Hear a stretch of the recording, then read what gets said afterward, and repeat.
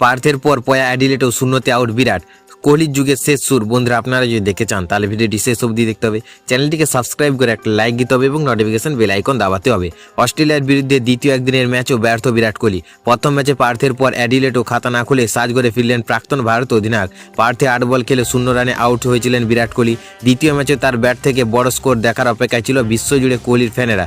তারপর অ্যাডিলেটে বরাবরই পয়া মাঠ ছিল বিরাট কোহলির জন্য। বিরাটও চেয়েছিলেন পয়া মাঠে রানে ফিরতে, কিন্তু তা হলো না। মাত্র 4 বল খেলে আউট হলেন বিরাট কোহলি। দ্বিতীয় ম্যাচও মাঠে নামার পর খুব একটা স্বচ্ছন্দে দেখা যায়নি তাকে।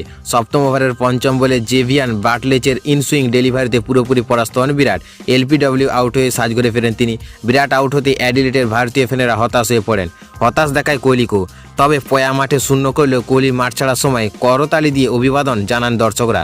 কারণ অনেকের ধারণা এটাই হয়তো কোহলির প্লেয়ার হিসেবে অ্যাডিলেটের মাঠে শেষ ম্যাচ ছিল।